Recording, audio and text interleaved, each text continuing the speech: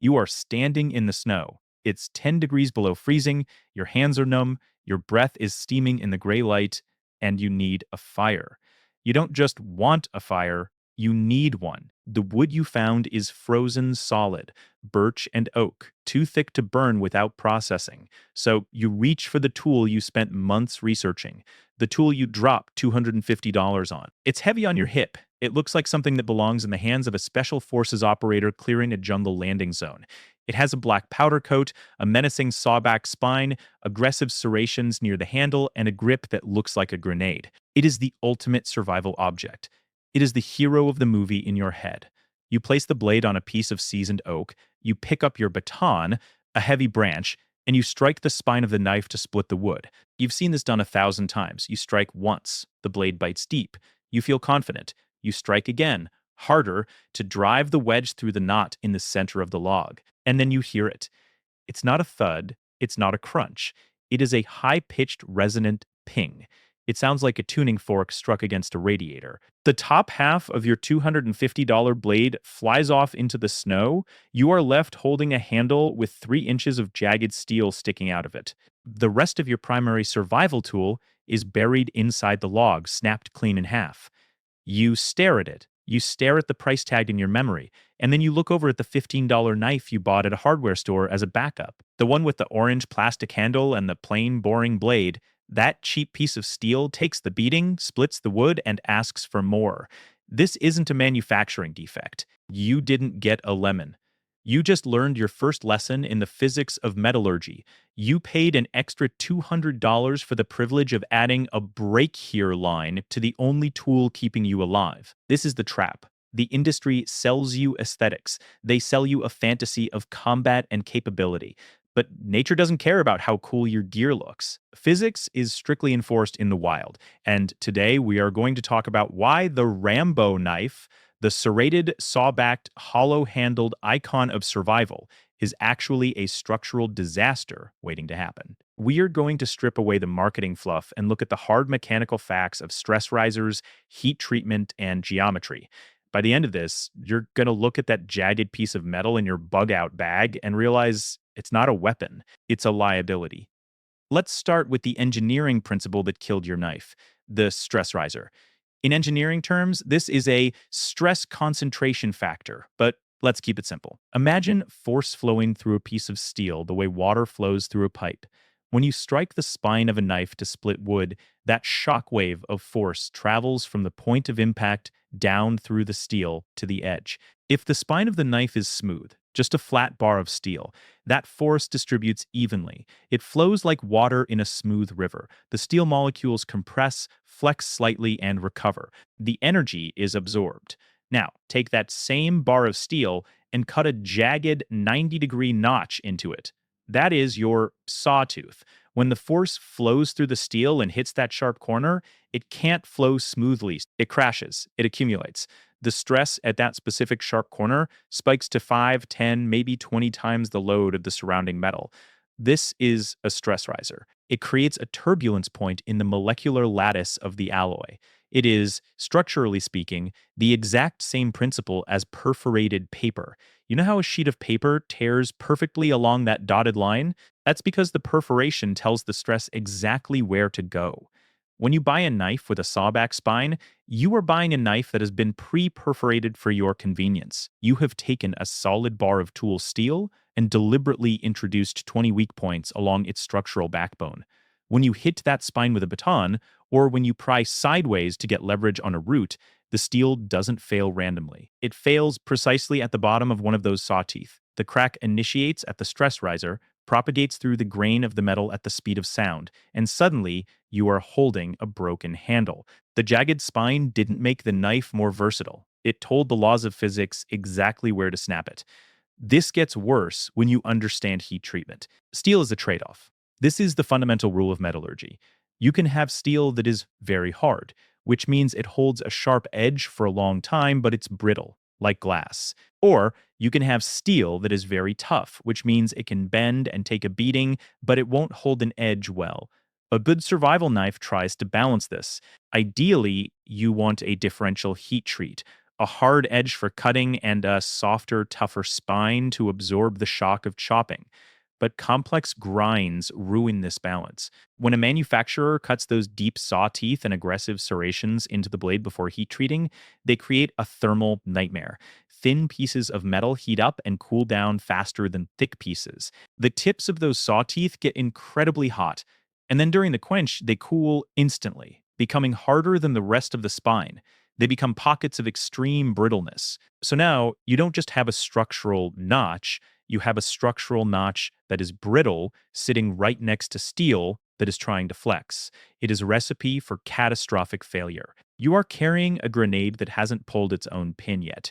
So, why do these knives exist? If they are structurally unsound, why is every tactical knife covered in saw teeth? The answer is a mix of history and Hollywood hijack. The original design, the one that started it all, came from aviation survival knives. Think about a pilot crashed in a jungle. They aren't building a log cabin. They need to cut through the thin aluminum skin of a fuselage or saw through an acrylic canopy to escape a burning cockpit. For cutting aluminum and plexiglass, a metal saw on the spine makes sense. It is a specialized breach tool. Then came 1982, First Blood. John Rambo ties a headband on and uses a massive knife with giant teeth on the spine. Suddenly, every 14-year-old and every armchair survivalist needed a knife that looked like that. But here is the reality of using a sawback knife on wood. It is useless, absolutely useless. A wood saw requires a specific geometry called kerf. The teeth need to be set wider than the blade so the blade doesn't get stuck in the cut. Knife sawbacks don't have this. They are the same thickness as the blade. So you start sawing a branch. Within 3 strokes, the teeth clog with sap and wood pulp because there is nowhere for the debris to go. Then, because there is no offset, the friction builds up. The blade binds, it gets stuck. You are now burning 500 calories, pushing and pulling a metal bar that is jammed in a log. You are sweating, you are wasting precious hydration, and you are making almost no progress. Meanwhile, the guy with the $15 folding saw, a tool actually designed for wood, cut that branch in 10 seconds and is already sitting by the fire. The sawback is a lie. It is dead weight that actively weakens your tool and exhausts your body. Let's move down the blade to the edge itself, the serrations, the combo edge. Half the blade is a plain edge, and the half closest to the handle is a series of jagged teeth. The sales pitch is seductive. Serrations cut through seatbelts and rope. They always stay sharp. And sure, if you need to cut a seatbelt once, they work. But in a long-term survival scenario, the serration is a trap. Picture this. It's day 14. You have survived the initial shock. You are tired. You have used your knife to process firewood, skin a rabbit, cut cordage, and carve tent stakes. The knife is dull. A dull knife is a dangerous knife because you have to use more force, which leads to slipping. You are sitting by a riverbank. You need to sharpen your blade. You have a smooth river stone, or maybe the unglazed bottom of a ceramic mug, or the top edge of your car window. If you have a plain edge knife, this is easy. The geometry is simple. You hold the blade at an angle, you stroke it across the stone, and in 10 minutes, you have a working edge again. You can sharpen a plain edge on almost anything harder than the steel. But now look at your serrations. They are a series of small curved scallops. To sharpen them, you need a tapered diamond rod that matches the exact radius of those curves. Did you pack that specific rod in your bug-out bag? Probably not. Can you use a flat river stone on a serrated edge? No. You will just grind the teeth off and ruin the profile. So on day 14, your tactical knife is useless. The serrated section, the part of the blade where you have the most leverage, is now a jagged butter knife. It tears. It doesn't slice. And this brings us to the medical threat. In a world without antibiotics, where a minor infection can turn into sepsis and kill you, you do not want jagged cuts. If you slip with a razor-sharp plain edge, you get a clean slice. The skin aligns perfectly, it bleeds clean, and it closes up. It heals. If you slip with a dull serrated blade, it acts like a shark tooth. It shreds the tissue. It creates a ragged, messy wound with a massive surface area that traps bacteria and dirt.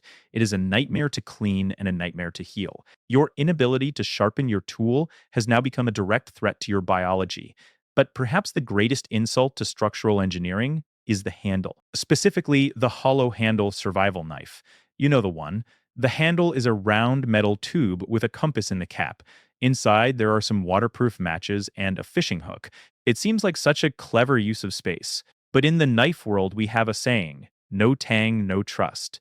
The tang is the piece of metal from the blade that extends into the handle. In a real survival knife, the tang should be full, meaning the steel runs all the way from the tip of the blade to the pommel at the back of the handle. It is one solid, continuous bar of steel. The handle scales are just bolted onto the side for comfort. If the handle scales break off, you can wrap the tang in duct tape or paracord and keep working. You still have a tool. In a hollow handle knife, there is no tang. The blade is usually attached to that metal tube with a single bolt, or worse, just some epoxy glue.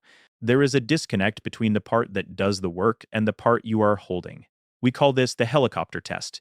If you take a hollow handle knife and swing it hard, just swing it through the air, the centrifugal force alone is often enough to snap that weak connection. The blade becomes a projectile. It flies out of the handle and into the woods or into your foot. A hollow handle knife is not a knife, it is a broken spear waiting to happen. You sacrifice the structural integrity of your primary tool to store 3 matches that you could have put in your pocket. It is an absurdity. Now, let's look at the alternative. Let's look at the boring knife, the Morakniv, the Kephart, the Puko. These knives don't look like they belong in a video game. They look like kitchen knives. They are small, plain, and cost about as much as a sandwich. But they dominate in the real world because of geometry. The Morakniv, for example, uses a Scandi grind. It's a single, simple wedge. No secondary bevels, no serrations. When you drive it into wood, the wedge forces the fibers apart effortlessly. It is a wood exploding machine. The spine is soft and flat, perfect for batoning. The curve of the belly is continuous, meaning there are no stress risers, no sharp angles to snap. And because they are often made of high-carbon steel rather than stainless super steel, they are tough. They can bend. If you hit a rock, the edge rolls over. It doesn't chip out like glass. You can fix a roll with a rock. You can't fix a chip without a grinder. And let's talk about the economic insult. For the price of that one snapping $250 fantasy knife, you could have bought a complete system. You could have bought a high-quality Morakniv for $15, a silky folding saw, which actually cuts wood, for $40, and a Fiskars hatchet for $40. You would have 3 specialized tools that are incredible at their specific jobs, and you would still have $150 left over. This is the lesson. Specialization beats hybridization. A knife that tries to be a saw, a pry bar, and a storage container will fail at all. 3. A knife that just tries to be a knife will serve you for a lifetime. Let's visualize the destruction test. I want you to imagine we have these 2 knives side by side on a workbench, the Rambo knife and the boring bushcraft knife. First, the tip test. We stab both knives into a stump and pry sideways. This simulates digging for grubs or prying apart fatwood. The Rambo knife, with its complex swedge grind at the tip, snaps. The tip is too brittle, the geometry too thin in the wrong places. Snap. Gone. The boring knife, it bends. It takes a permanent set, maybe 30 degrees. It looks ugly now, but it's still one piece. You can still cut with it. Next, the drop test. We drop them tip first onto concrete from 6 feet. The Rambo knife's heavy serrated blade hits, a tooth chips off. The mechanism in the handle rattles. The boring knife bounces. The tip blunts slightly. You file it back to sharp in 30 seconds. Finally, the baton test. The one we started with.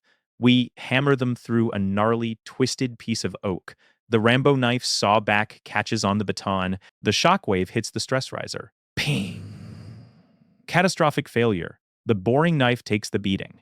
The soft spine mushrooms out slightly like a chisel head, absorbing the energy protecting the blade. It finishes the cut. The verdict is visible in the wreckage. One tool was designed to look dangerous. The other was designed to do work. Here is the closing philosophy. Survival isn't about looking the part. It isn't about intimidation.